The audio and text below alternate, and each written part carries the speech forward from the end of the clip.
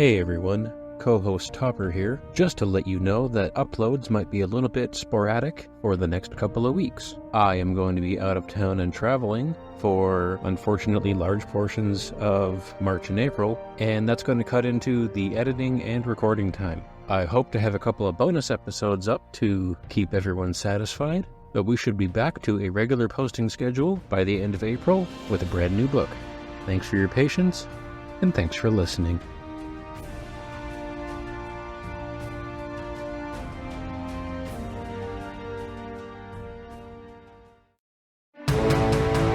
Famed author Clive Cussler. The hero Dirk Pitt. Suddenly he stiffened and stared at the screen. Like two moon creatures cavorting in slow motion, Gly unsheathed an 8-inch knife and crouched, in the non-professional but still lethal stance of a street fighter.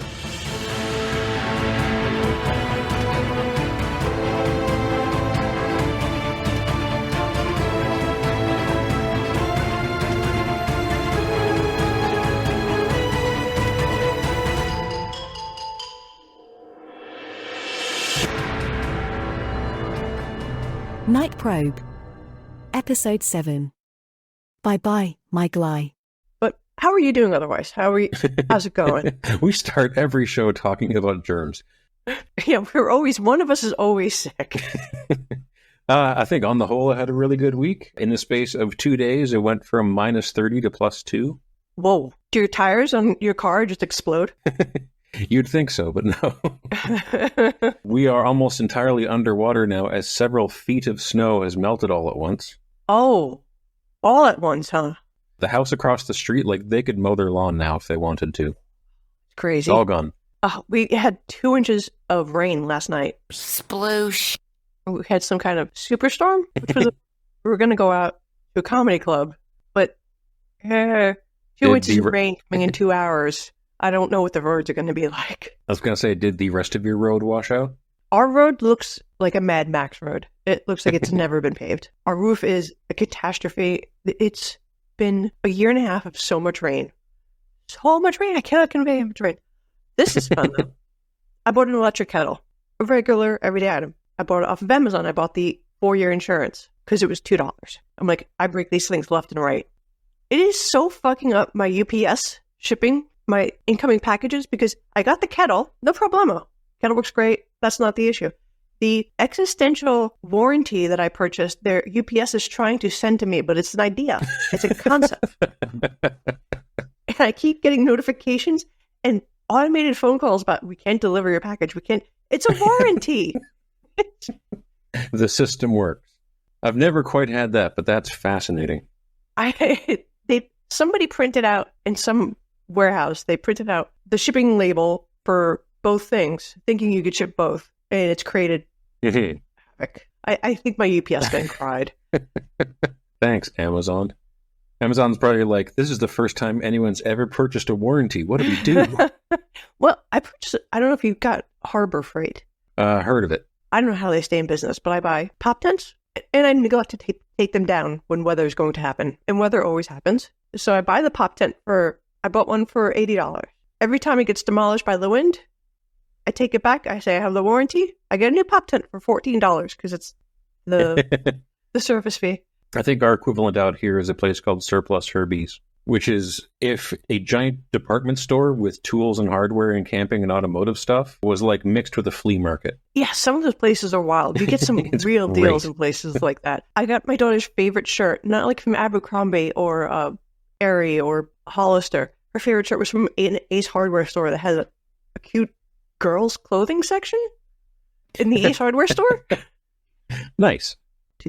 Oh, when I was reading this morning, my husband was trying to be very supportive, and he's like, we're going to all be quiet. You could do your reading, because we've been having a lot of interruptions. So as soon as he said that, we're going to be quiet, he goes to go do something. He falls off a ladder and starts screaming because he heard his name. Oh, shit. My daughter dropped a pasta pot with the pan, like yakety sax should have been playing. Yeah, that sounds about right. The dog started barking, so yes, he's fine. He just needed a moment after he fell off the ladder. And I don't know, do you know who Edgar Casey is? Oh, God, I know that name. Of course, my first instinct is serial killer. Now I'm not sure. He was a proto-mentalist. Like, he would sleep on books. He was very cult leadery. That definitely sounds like there's a dollop episode about him. Oh, sure. But he used to, like, claim all these special powers, like he knew various languages without ever having heard them. 19th century, turn of the century, wackadoo shyster. But when I was a kid, and I heard that you could just sleep on books and absorb the knowledge. I tried that last night with the audiobook. Doesn't work. No. Even when I'm hearing it, it's going into my brain. I had a whole run of family photos that were like that because my youngest two. Wait, how do you have a whole bunch of family photos like Edgar Casey mentally downloading books? I'm getting to curious. that. Okay. So my youngest two shared a room for most of their life, and they would stay up and read all night. So in the morning, I would go to wake them up, and they're each passed out. Like one's passed out on a Far Side book, one's asleep on a Calvin and Hobbes book, one of them's asleep on a Diary of a Wimpy Kid book. Oh, And we used to joke that they were trying to osmose them that's adorable. into their dreams. I hope you got pictures. Oh, yeah. Oh, good. Well, I was thinking more. I would love to see them, but for you, that's a memory that's adorable. Falling asleep reading books. I have one, but yeah, I was trying to Edgar Casey this book because man, did it get like a. We're getting to the exciting stuff. We are. It's a weird combination right now. We're bouncing back and forth between exciting stuff and filler. There's some entire chapters here that I'm hoping that we can bounce through today, which I can sum up in one sentence, and they might not need much more. Okay, we'll do a regular summary. But do you have a pen? Write down that sentence, and let's go back to it because that'll be fun. Hey everyone, you're listening to Cussler Hustlers, the only Clive Cussler podcast ever. It's the only book club podcast ever. Net Science. I'm your co-host Nancy. Over there is co-host Topper. Hello, everybody. And we hope you're all doing great, especially the people of New Zealand. Oh, I had one more tiny story, which is kind of on topic. Okay. Before we dive into this, my wife channeled you the other day, rather unknowingly. So in a couple of weeks, our daughter is going to London for a school trip, and she needs a USB adapter so she can charge her phone over there. And we said it would just be a lot easier for her to buy one there. Like trying to buy one here, it's going to be like $30. They've got to have them for like $1 in London. Yeah, 7-Elevens and stuff. They have those. So my wife made the astute observation that if their dollar stores aren't called pound towns, she's going to be very upset. She is right. That is so much sharper than I could ever hope to be. Oh, brilliant. I have chapter 47. A quick recap. Mercier and the president are having a 3-martini lunch. Yes. Prez admits, something happens in the Middle East. We'll just do some rattle sabering and talk loudly, but not really do anything, which isn't pertinent to the story. Rattle sabering? Yeah. Both ways. Language is growing every day. Yes. So saber rattling, which this little paragraph was interesting in that, like, some things do never change. Like, yeah, we'll make a big deal. We'll put a show in the Middle East, and then he just drops that concept. The rest of it is Messier. I'm worried. Prez, don't be worried. Have faith in me. Mercier. Okay, what's the plan? Prez, not going to tell you. Chapter 47. Yeah, that's basically it, except for 2 sentences I had to write down, which were incredibly funny. I may have to drop into the episode, but they're talking about how they've ID'd Shaw on the other boat. Like, you were right, the pictures of Shaw got back to the president, they ID'd him, which I'm not even sure he had to go through that many steps, because later on, when Pitt meets Shaw, spoiler alert, Pitt meets Shaw, Pitt says he's a big fan and has his biography. Did Shaw release a book? But anyway, the president and Mercier are talking about Shaw, and I just love the back and forth. The guy is no slouch. He's pegged us every step of the way. The president sat very still for a moment. It would appear that our neatly hatched concept has been penetrated. Oh my God. Now, I'm a 12-year-old, and that was hilarious. Yes, that is hilarious. When kids are saying something, my son was saying, we played Peg the Tail on the Donkey at the party. And my husband and I were just dying. He's like, it's not that I didn't win. What's so funny? Oh, man. My Facebook memories are just reminders of all the adorable, stupid things my kids said when they were 3. It goes on and on. The one for today was one kid insisting that I sing the cowboy song, it's a song called I Want to Be in the Cavalry by Corblund. He's a huge in Canada. but she would always call it I Want to Be in a Cowboy. And because we laughed, she would keep calling it I Want to Be in a Cowboy. Once you have to laugh. We're like, don't laugh. Don't laugh. Oh, They're going to learn this behavior. it's going to be reinforced and for all the bad reasons. Okay, so chapter 48. Listeners, we love this book. We love it. We're back on track. 48. No more tangents. No more tangents. That's us. Yeah. Pitt and Gunn are overseeing the site over the Empress of Ireland. So they're docked over the sunken ship. And they see a trash barge. And like, oh yeah, they're going to go dump that barge out further into the river. And I'd forgotten about trash barges. That was a nice thing to forget. I used to see them off the Verrazano Narrows just going out to the ocean. They're like, oh, those reek. You could smell them in your car. Where are they going? Out of sight, out of mind. Thus solving the problem once and for all. Once and for all! Just out of sight, just gone. Gone. Hold on a second. What? What is it? What's wrong? Okay. Dogs. Close the door. You have pod dogs now. Yes. The pod dogs needed in the room. They were going to take down the door. And, after the trash barge would just go out a little further, I guess international waters, and dump the trash. That was the plan back then. That always reminds me of there's your problem talking about the, I don't know what you'd call it, I guess a barge of fly ash that was just going country to country and nobody would take the goddamn fly ash. Oh, that was infuriating. As an engineer, it's infuriating. Fly ash has a million uses. It's great. What did they have? They didn't even go over that. There's just too much of it. And that was an on-purpose gremlin noise. You can leave that in. But oh, absolutely. It was a long podcast. I know they can't put everything in. And Alice Caldwell Kelly changed her name to November. Yes.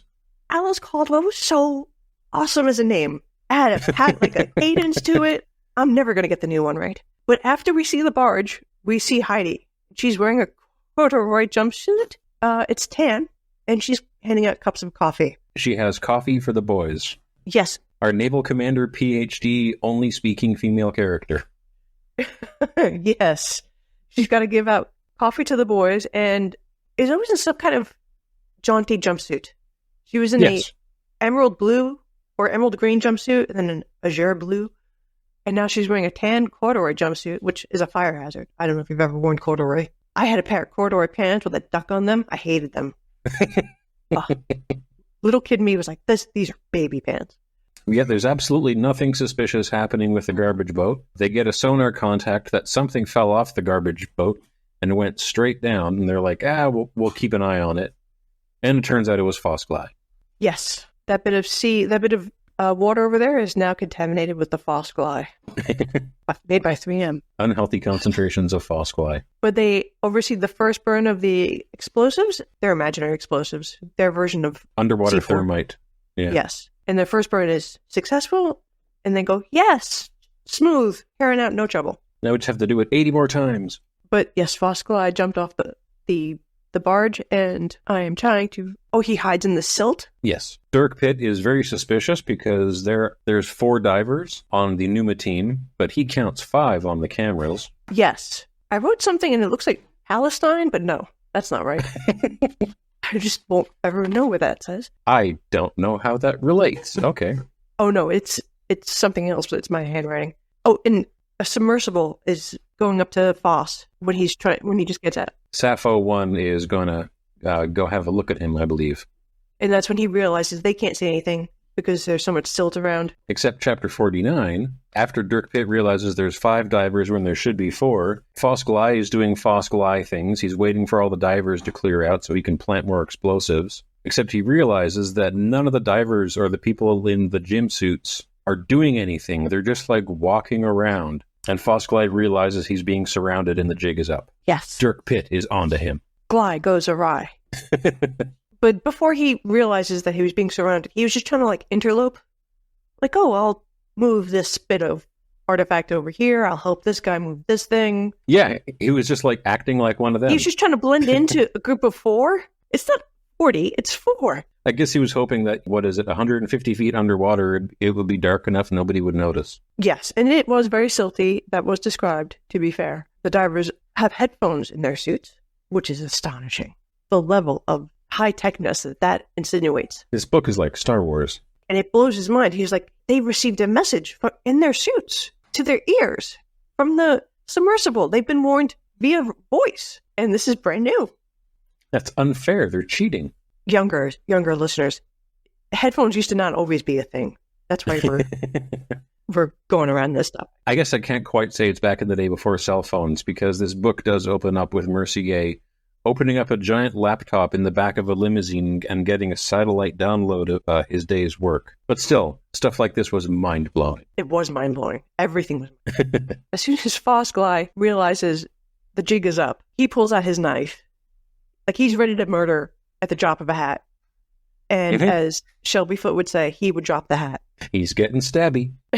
So one of them has like a little whiteboard because you can't talk to each other down there. And he puts on it with a yellow crayon, kiss off. And Rudy Gunn's like, why, Dirk, why are you letting them go away? I'm like, and Pitt's reasoning was he pulled out a knife, like instantly. He's going to murder everyone before they blink. We're going to let him go. Yeah, there is a lot of description of Pitt here, like his incredible green eyes narrowed in conjecture. He smiled a smile that wasn't a smile. I'm not entirely sure what any of it was trying to say, but Pitt seems like he's happy to finally have an opponent worthy of him.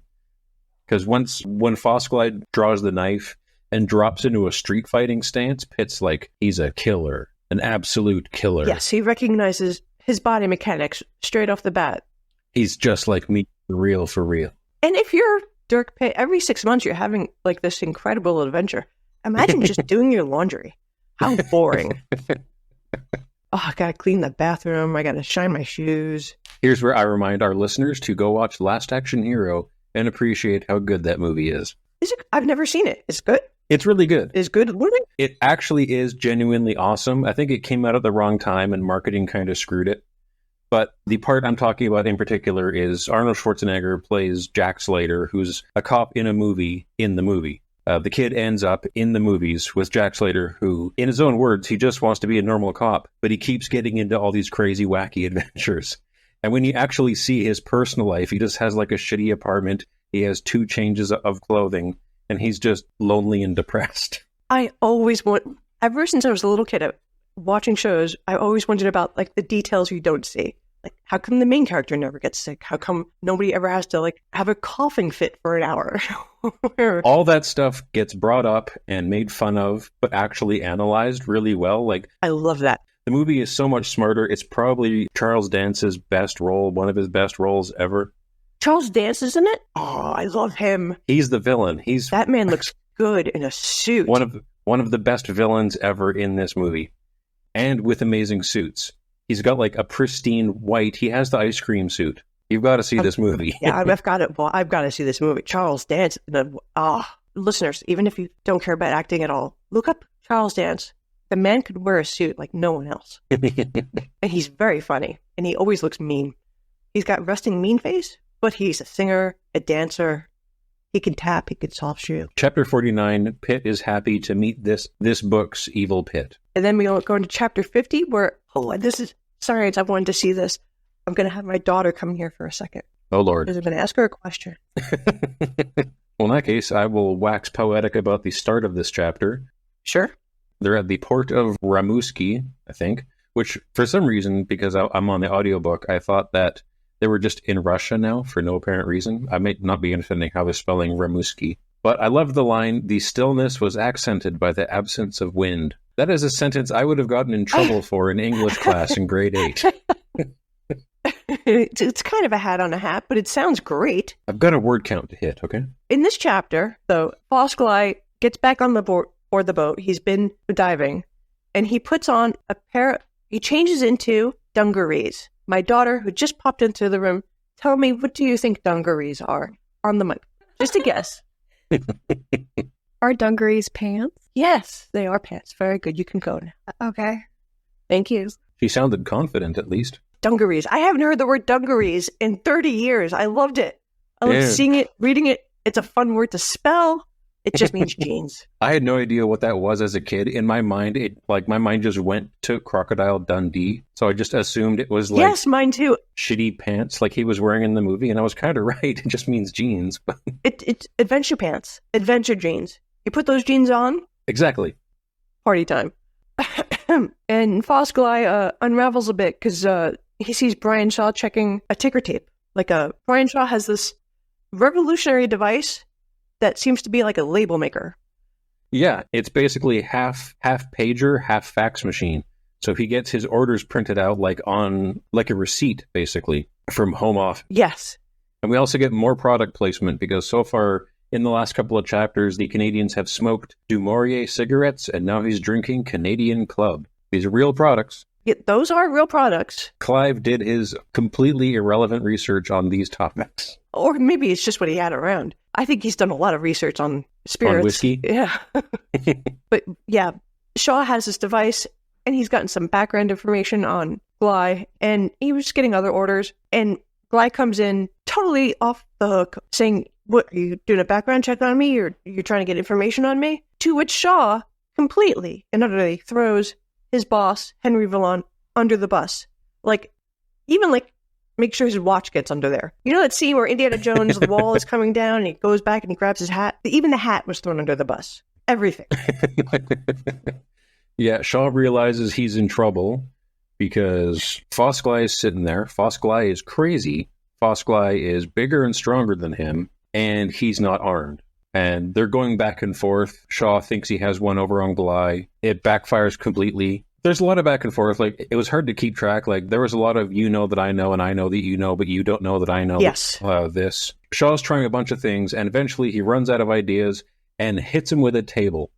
A 150-pound oak table, and Foss Gly just goes, "Ow," and picks up the table and moves it away. So Shaw hits him with a chair, and Foss Gly catches it one-handed and puts it down, and just keeps hitting him with stuff, and Foss Gly is like... And then he did the spinal maneuver where Shaw puts both of his hands into flat against each other, like in prayer formation, to go right for a chop to the neck. He's like, "Oh, this is the last move. If you're doing this, this is the Hail Mary."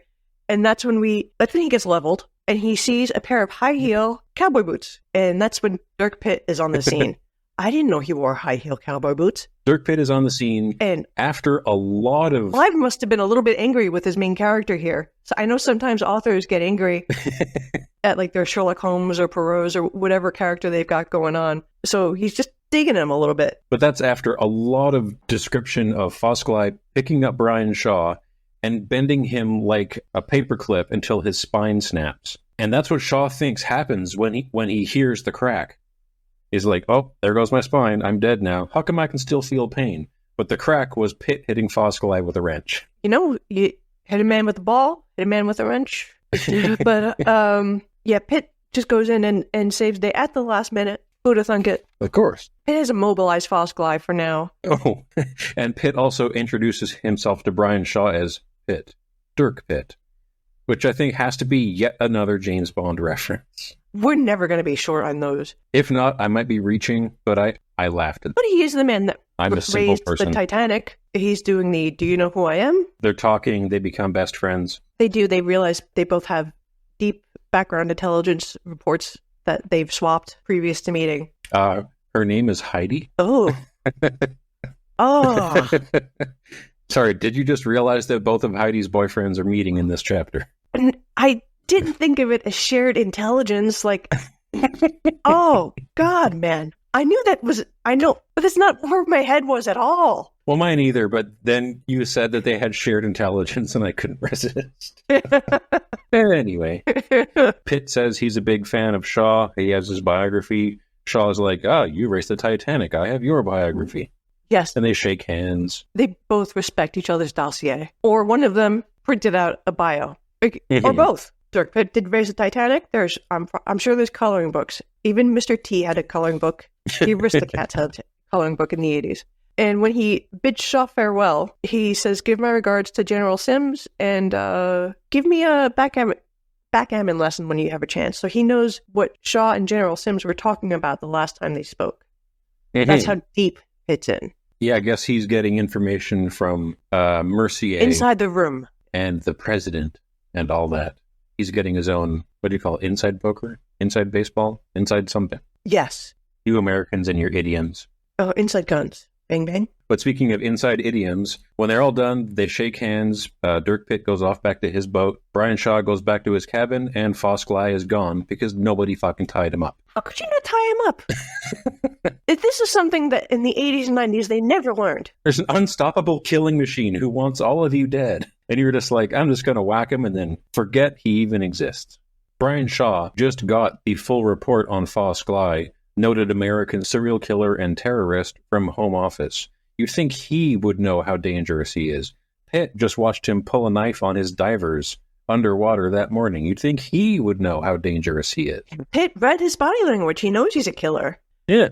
Get a phone cord or a shoelace or something, guys. Get it together. They just leave him on the floor. He's fine. And he's fine to disappear. Chapter 52, we're back in Canada and the Prime Minister is coming home from the hospital. It's time for politics. Danielle tries to nurse him, but Charles Servo pushes her away and then apologizes, saying, I've always just thought you were a pretty woman with low ambition, but you've been manning the helm, and kills her with kindness.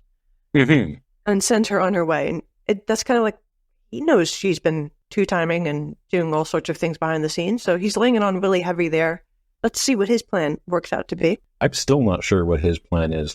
I know what everybody else is doing. We don't get any view inside Sarvo's head. We just get what he says. And I can't keep track of who he is or what he wants. I can't So tell. far, he's just been dragged behind a plane and lied while being in the hospital. So he's good in his feet or his back. He's a quick finger. See, I thought so too. But the next part of this chapter is he's talking with Valon. And he asks Valon, what the hell were you doing? Why did you shut off the power to the United States from the James Bay power station? And Valon's like, well, I got the idea from you. You raved about Rube's Garot to Danielle, telling her to tell me. It was a clever riddle. And Servo's like, it's not what I meant. No, I took that to mean as Servo was like, I wasn't deranged or delusional. He wasn't in a hallucinogenic capacity. He was saying nonsense on purpose to uncover the traitor, because the traitor was in his midst. He had been warned that Valon was working against him. Valon comes in swinging. He's thinking he's dropping bombs. Meanwhile, Servo is like, I had you the whole time, buddy. You're my puppet on a string. I just wanted to see what you would do. But this method of seeing if he was a traitor or not, by planting this obscure riddle and then getting Valon to threaten America, how is that a good plan from Sarvo? You bring up a good point. I am questioning his leadership now. Maybe the death count alone is an idea to not go with a plan like this. Maybe just talk to him. Valon says America will dance to Quebec's tune. And all I could think of was, there's absolutely 100% chance America will back down from a neighboring country that has no standing army. They just had the referendum. Quebec has separated, which, by the way, is not how referendums work. No, there was some governmental shortcuts in this book. Quebec doesn't have an army. The army is federal. Yes. The provinces don't have armies. It's going to be America versus the Montreal Traffic Police. The RCMP has to leave Quebec. It may be parking enforcement as well as in the mix. Sanitation. Our sanitation guys get uniforms. I don't know if your guys get uniforms, but you have a uniform, they'll put you in the mix somewhere if they need you. Yeah, we got high vis. Henry Valon tells Servo he's just out of his mind angry, but he's like, I've been sleeping with your wife too. Essentially, he says that. He couches it in Danielle's been stepping out on you too. So there. And he goes and he looks back to see how hard that landed, and the Prime Minister's like, see you later. Ned Flanders Ned Flandering? I was in an airplane that got hit with a missile. I can handle this. Yes. There was a scene in Breaking Bad that was excellent where Bryan Cranston, a guy pulls a knife at him, and Bryan Cranston is season 25 of Breaking Bad.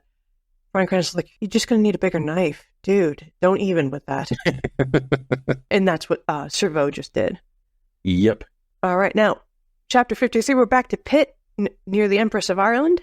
At the end of chapter 52, and again, I'm not entirely sure how this works, because according to the speed of plot, there was the referendum, and now Quebec has separated. So Valon... that night. So it was saying with the polls close at 8. Poof, separate country. They're having this conversation shortly after the polls close. And the next day, the Navy is Quebecian. Yeah. Vallon gets a message from Shaw telling him to get the Navy to escort NUMA away from the wreck because the previous deal is up. America doesn't have permission to be there anymore. And the next day, chapter 53, a Canadian destroyer, which would still be Canadian, Yes. under Sarveau and not Vallon, shows up. Anyway, there's a lot that doesn't quite make. And they're working for Quebec? Or are they just the Quebec Navy now? How do you decide? How do you divvy that up? You'd figure it would take more than an evening to get those details sorted out. I have no idea. Like, you get some of the Navy, we get some of the Air Force, you guys get all the managers. But because it's Canada, the captain of the destroyer, Captain Weeks, who looks like a department store Santa Claus, is super nice, and they have lunch together, and he gives Pitt 10 hours to get out of the area, and Pitt's like, oh, okay, 10 hours, fine. Yeah, first Pitt was trying to bargain for 24 hours, because he doesn't intend to move at all. But the more time he gets without static, the faster they will work on dredging up what they have to dredge up. And the Weeks is down for it. Hey, his government changed entirely the night before. Everyone's just rolling with it. Yeah. Is this guy even going to get a paycheck printed out and handed to him on Friday? Or ever? What does he know? He's not going to die for this shit. All right, you guys can't come up right away? Fine. I do appreciate how much faith he's putting in Canada to basically suddenly split, have our second largest province secede, and it goes flawlessly. I can't even put in a light bulb flawlessly. Something will go wrong. We're just so goddamn polite. Yeah, and nothing ever goes flawlessly, except in the pit world, and that's great. Mm-hmm. But this captain compliments everyone on their achievements. He's like, "Oh, Rudy, I heard about you on the raising the Titanic thing," and Pitt, of course, raising the Titanic, and Heidi, I've heard so much about you're hot. Hi, Heidi. Oh, yeah. After their lunch date, he gives Heidi a tour of the HMS Huron, which is the Canadian destroyer. But everyone gets accomplishments about career-based accomplishments, compliments, and Heidi gets like, and I've heard about you. You are hot. I wish everybody in the Navy looked as good as you over here. Well, she hasn't done anything yet. Like, she was a Navy commander for one day and got yanked off of that to come do this. Oh, God, one day. But she's a PhD. She started the whole ball rolling. Also, she ran a bed and breakfast in the previous book. That's important. A small business owner, operator, job creator. Damn right. But the Canadian Captain Weeks is very charismatic. Though he has to kick NUMA off the site sooner or later, he's not American about it. He's not like hard-nosed about it at all. Thank you so much for saying that. If I said it, I was afraid of angering you. No, I'm really trying hard not to say that. After this week, there was, in the news, to put a timestamp on this, a guy set himself on fire the week before last. Yeah. People are blaming it on him, saying, he's suicidal. I have my own opinions. I think if you can self-immolate, you can assassinate. What have you got to lose? But that probably will put me on a list somewhere. But there's such a bent in our puritanical society on making people pay and obey, and like, you did something wrong. Mm-hmm. In that the captain of this Canadian vessel, none of that vibe. None of the, you did wrong, so now get off our turf. Stand your ground. It's refreshing. He's just like, nobody has to get hurt here. Let's just move along. Asking them nicely to obey the rules, which is about as Canadian as you can possibly get. It's a beautiful thing. He's great. I could hear my son at the door because he's breathing heavy. Hello, Mother dear. I can hear my dog breathing behind me. This new microphone is very powerful. It is. It really is. I'm so glad we're flying through these chapters because, a lot of these are pretty short, and either one or nothing happens, or it'll be like the one where Foss Gly attacks Shaw and then like 10 things happen. But I have it in my notes. Quebec has been independent for 6 hours, and they've got it together. First day. We're the greatest. Well, not we. They're the greatest. And somewhere in here, Pitt acknowledges he's gonna disregard any eviction notice. Oh, right. That is the end of chapter 53, where for no apparent reason, we pan over to Moon and the president. They get a message from Pitt. And he uses a special term that we are preparing to repel boarders. And this is naval speak for something. We've been ordered out of the St. Lawrence by the Canadian Navy. We intend to disregard the orders and continue salvaging, preparing to repel borders. And the president's like, nobody's brought up the Repelling Border Act of 1613 in ages. Obviously, not 1613, but it. Whereas Pitt has lots of experience repelling borders, since a lot of his adventures happen on boats, and those boats explode if they're mean to him. What was that Drew Barrymore thing where the fire starter? Dirk is one step away from that. In chapter 54, Heidi is brooding about recent events, and I can't blame her. Heidi's on this boat overlooking the Empress of Ireland salvage operation. And this all started with her doing her PhD research in a little note. And now people have been hurt. Well, she doesn't know that Foss Gly threw a table at her boyfriend Shaw. People have been hurt. She's just looking around like, how did we get here from there? It's not possible. There's international politics happening over my homework. It's like she was mugged in a meadow. She's having a complete existential crisis. Yeah, she says it's also her fault for IDing Shaw, which, I mean, normally in these books, we have some male characters who are more than happy to blame the woman for whatever's going on. Because I know that happened more than once in Iceberg, where either Pitt or Sandecker would blame TD for just shit that happened around her. Yeah. But in this one, Heidi is much more efficient and just skips all that and blames herself. And Pitt's like, no, you're beautiful. It does really cut to the chase. It saves time for everyone. Pitt offers almost no reassuring words. He gives her a hug, pats her on the back, as he remembers humans do when they're comforting others. And the other Captain Weeks is now saber rattling. Yeah, now he's grumpy. He's a grumpy Santa. And he's beginning to make noises, and the stalling efforts are falling apart. And just when that happens, when he's getting really ornery, he's not getting violent, he's getting cranky, a third ship has arrived, the USS Phoenix. And we only know this because they identified themselves after Weeks had to threaten to shoot them off the planet. Yes, this was absolutely the funniest part of the audiobook. So an unidentified ship rolls up because it's been the 10 hours. It's nighttime. A fog bank has rolled in, and a ship rolls in between the Ocean Venturer and the HMS Huron. And Weeks grabs the bullhorn. He's like, "This is the Canadian destroyer Huron. Move or we may be forced to fire." And the other ship says, "There's the USS Guided Missile Cruiser Phoenix. Fire when ready, partner." Like, it's the thickest Texas accent just for one line in the audiobook, which really sold the moment of it being a guided missile cruiser. We don't have shit like that in Canada. It was fun in the book, too, only because we're a vastly irresponsible country, and I could totally see that happening. A radio transmission, like... A guided missile cruiser on the St. Lawrence is Yosemite Sam is a captain. Pow, pow, pow, pow. And now another ship has come in on a collision course out of nowhere. What? I think you may have skipped a chapter. Oh, okay. Although I did skip a chapter. That will come up. Chapter 55 is one of the ones I can do in one sentence. Go ahead. Chapter 55, Al hasn't found shit. Chapter 56, back to Pitt. I have, meanwhile, in the Hudson Valley, it's raining. Some things never change. Back to Pitt. Although Chapter 55 does end on the line, "How come we always get the hard stuff? I bet Dirk is in a deck chair with a Mai Tai and a beautiful woman soaking up the Canadian sun." Chapter 56, first sentence. Dirk struggles to maintain consciousness with a huge gash in his forehead in a pile of bodies. Yes. Things accelerated. I do like when Clive does that. Like, you get the hard cut, like the Gilligan cut, where someone says, "I'm not doing that, no way," and then it cuts and they're doing it. This is the action version where I bet things are going perfectly. Hard cut, everyone's dead. Yes, that is what this is. And then we have to go back in time a little bit to see how that devastation happened. And it was... I bet you're wondering how we got here. Everyone is at all times. This was the time of Quaaludes. Nobody was eating. Foss Gly had his hydroplane. Is like a fast little boat. This one was yellow, so understated.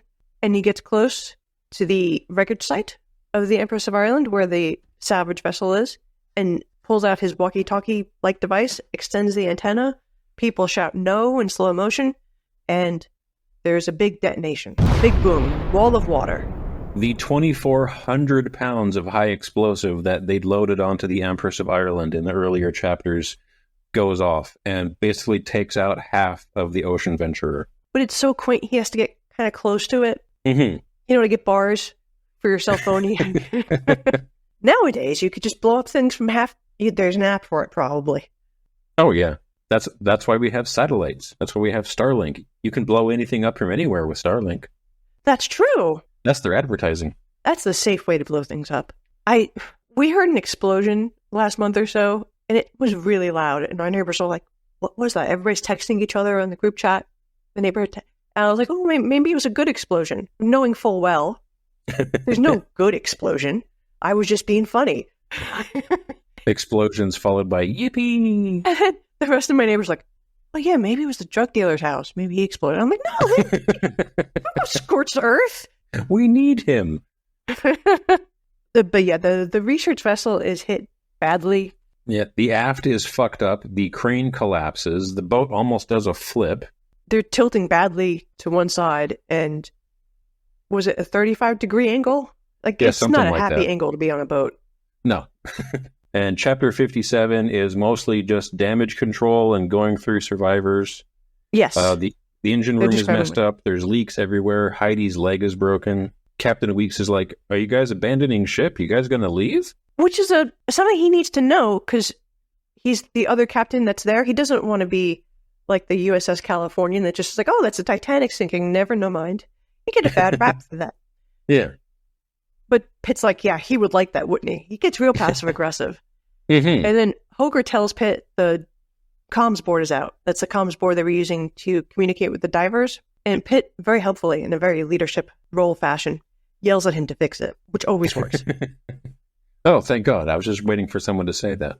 And then the USS Phoenix is like, you guys want help? Clearly, USS Phoenix. Read the room. We would appreciate that. The Sappho 1 is stuck in the mud. There's no sign of the divers or the gym suits. Pitt just assumes they're dead because they were down there when the explosives went off. Yeah, the divers must all be dead. And the guys in the Sappho 1 are safe for now, but kind of really dire straits. The boat is leaking. It's a submersible. We all know how that goes. One guy is fine, but the other guy has 2 broken arms and a cracked skull. So if they had to leave the vehicle via scuba, they could not. And I had a friend in high school who had 2 broken arms, and we would tease him. He fell out of a tree. And this poor guy had to endure the joke that it was a freak masturbation accident for like 3 years. And I'm sorry. Yeah, I mean, I can see that. And that is the end of my notes. The divers must all be dead is where it's ended for me. Oh, right. I just want to end on Chapter 58, which is another one-sentence chapter. I don't know if you got that far. So, at first, I thought Chapter 58 was, once again, I'm in the wrong book.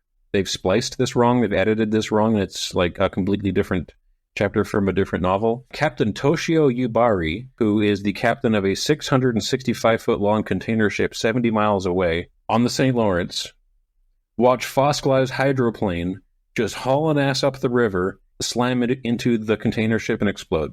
Yes, that I haven't gotten to that chapter. I would think my book had a misprint, because that's happened. Sometimes these stories are wild, and sometimes the publishing is wild. What in the world? But don't worry. Foss Gly dies right here. There's a hydroplane. I think the guy's injured. Boom. End of chapter. What a way to go. Just like Grandma. What a life he lived. A candle in the wind. Your grandma has a hydroplane? That's awesome. Oh, she died in a hydroplane accident. No, she did not. She was fighting in the Gulf War. I can't tell if that's a joke. But no, nobody died of anything interesting in my family. It's all premature old age of cancer. Grandma was not in the Gulf War. Grandma was 80. She was in the Blitz. Dang. All right. Yes. She was telling me once, she was, the way, because her parents were divorced, and the way she understated things was so amazing. So half the year she'd spend in Canarsie, New York, and half the year she'd spend in Scotland. And when she was with her mom in Scotland, she was really just going to London and hanging out there, because they're not that far apart. So that's where she was during the Blitz. And she's like, oh yes, we were walking along and it was quite dark. And then my friend lost her foot. And then we just had a really rough evening after that. Imagine the trauma. That is so British. Imagine you're walking with your friend during You're being bombed, and you're like, oh, oopsie daisy, my friend lost her foot. She didn't misplace it. It was gone. And she just made it sound like an inconvenience. Like, oh, you know, like when you have a tissue and it gets in the dryer and it gets all over all your clothes? That's how she made it sound. And then your foot's gone. You know, it's just like that. That is very stiff upper lip British stoicism right there. And if you ever called her British, she'd stab you. Sensible. I like it. She always had a knife on her. Different times. Dang. All right, I'm going to go convalesce and pretend I'm a lot sicker than I am so I can just take a nap. Alrighty. I'm going to go have a nap too. Who am I kidding? I have to go help fix a car now. Goodbye, everybody. Bye, everyone. 2 more episodes of this nonsense, and we'll be done this book that we've been doing forever.